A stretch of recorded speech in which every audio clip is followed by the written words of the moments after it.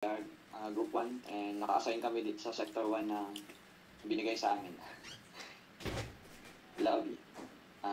The problem is the fire hose is blocked by the plants, and I suggest making the hose station more visible so it can be easily seen and identified in case of a fire, allowing for a quicker response. Dito po dapat po yung mga plants or anything na bagay that hindi po nila tinatakpan yung mga pang-emergency na mga equipment para mas mabilis po makaresponde sa oras ng mga emergency po.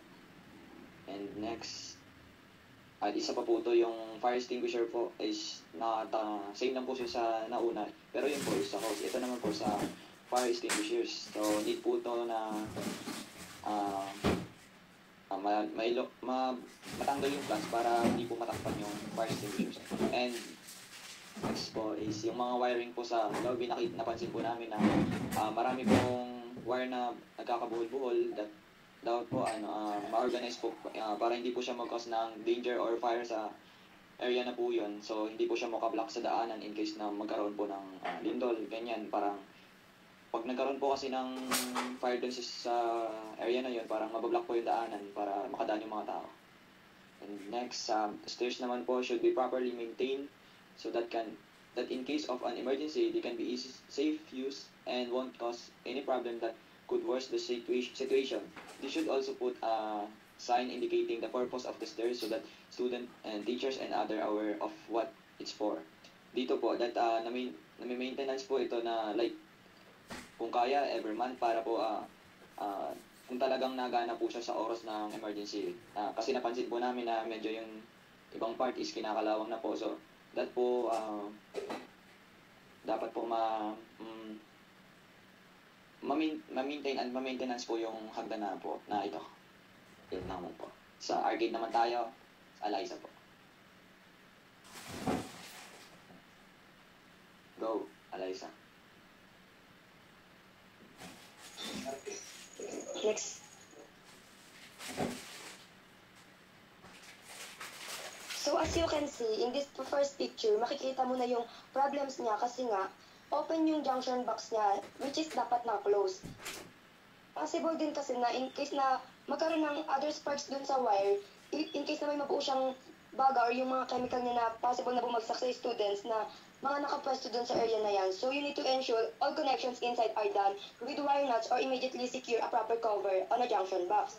So sa second picture naman po, yung chandelier niya, we're not sure kung gaano ba kabigat yung chandelier, and in case na pag lumindol, sa sobrang bigat din siguro ng chandelier, in case nagagalaw nga po yun, tapos babagsak, so malaking danger yung magagawa niya.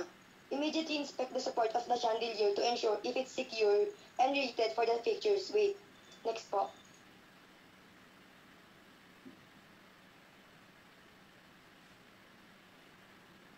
So for the third picture naman po, nakikita naman po natin na yung wiring, nakalabas lang po siya, then nakatape lang siya ng electrical tape. And we all know na hindi talaga to safe kasi nga sa sobrang daming students sa Lyceum, possible na may makadaan dyan or may makadali. So we need to enclose everything with a cover plate to avoid injury and it must be safe. So for the fourth picture, makikita nyo na may malaking butas na pwede naman sanang lagyan lang ng small na hole for the wire para hindi din malaki yung butas niya. So you need to properly seal or cover the opening with a suitable access panel to ensure all cabling is securely mounted and code compliant. Next po.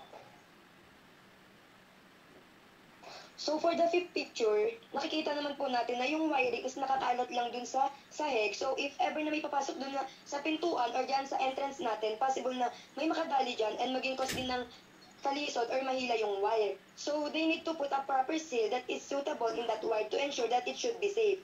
So for the next picture, makikita ulit natin na merong tubo, tapos may malaking hole, then may isa pang wire.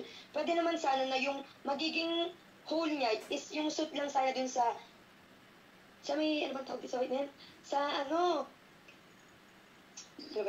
Basta yung sa may white na yan, parang tube. Pwede naman sana na yung saktong hole lang for that, tsaka yung kakasya lang yung wire para walang makakahila and pwedeng idikit na lang sana yung wire dun sa may white na tube. So need to cover up the big hole and stay a small hole for the wire and add some cover plate to avoid injury. Next po. So for the last, as you can see, parang ang crowded ng wiring since apat yung nakalagay na saksakan doon. And may nakalagay pa siya na mga halaman, dahon. In case na magkakaroon ng pagputok dun sa mga wire, pwede siyang maging cause ng sunog since plastic nga siya. So pag plastic siya, tapos nakadikit pa siya sa mga wire, pwede siyang maging cause ng sunog. Give the proper installation of outlet that keep the wiring organized and it will not cause the simple hazard. Yun lang po. Thank you.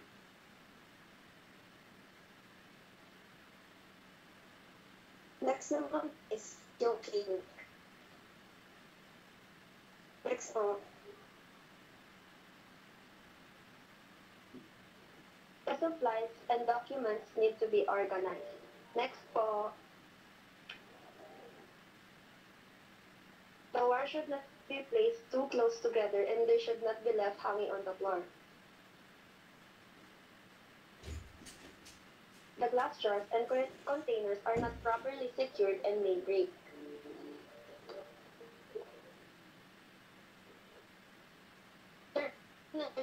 But it should be placed where it can be accessed more quickly. The dental area is too crowded.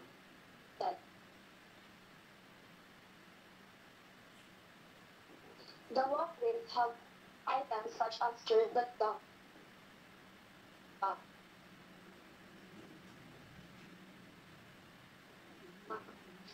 Suggest ko lang, pwedeng lagyan ng label yung mga supplies and mga documents para mas madaling siya mahanap. And wag din hayaang magkakadikit yung magkakabuhol yung mga wires kasi pwede siyang mag-cause ng sunog or pagsabog ng mga wire. Kasi nga diba nag-overheat yung mga wire, lalo na kapag ginagamit siya araw-araw. And dapat hindi siya nakalagay sa sahig. Pwede siyang irot na lang sa kisame or pwedeng gumamit ng cable trays.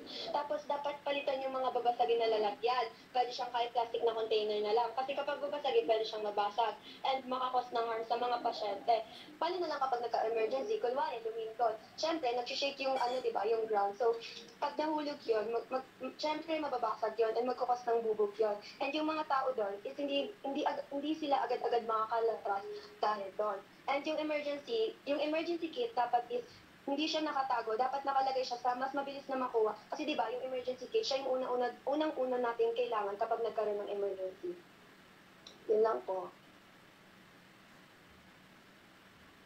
So the next one is library. Next one.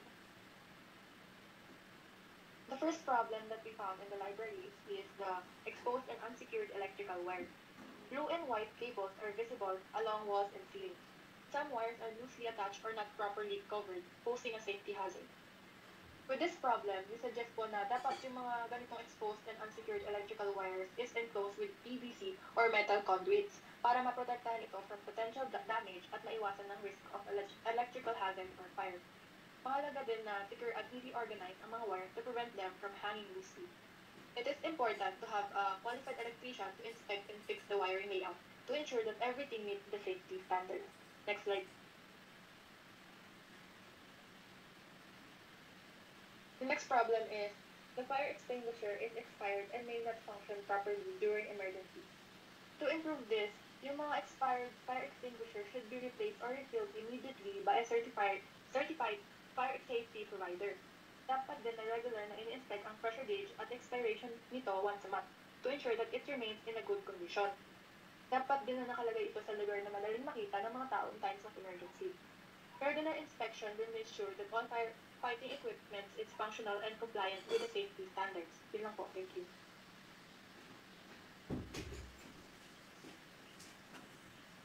So, hi, naririnig po ba ako? So,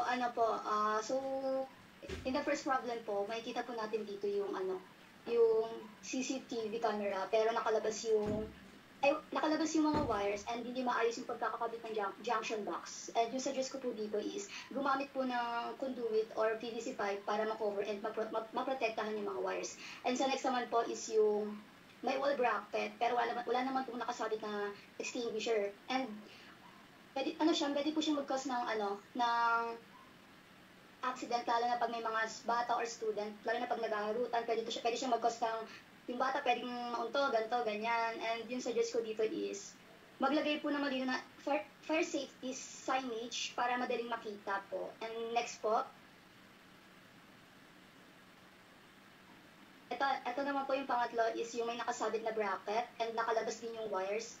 And yung problem dito is yung baka mamaya yung nakakabit na bracket dyan, hindi siya totally na mahigpit yung pagkakakabit and possible po na malaglag to and pwede rin yung mag-cause ng, ng aksidente sa mga bata din, pwede rin siya malaglag, ganito, di ba?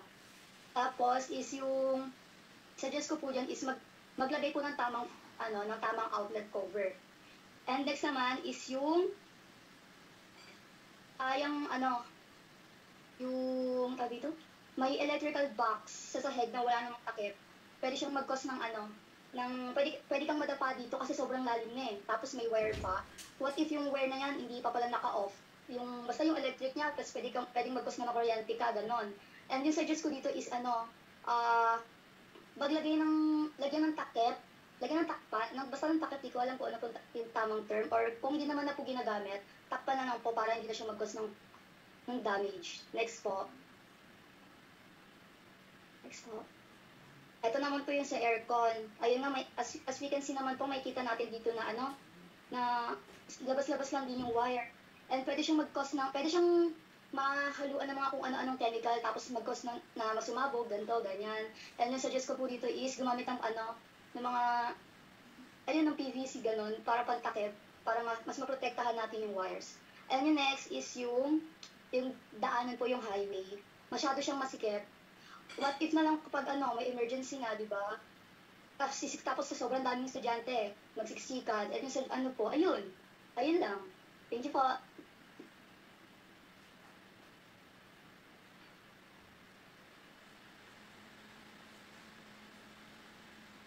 Ako pa. Yung una. Yan. Continuation.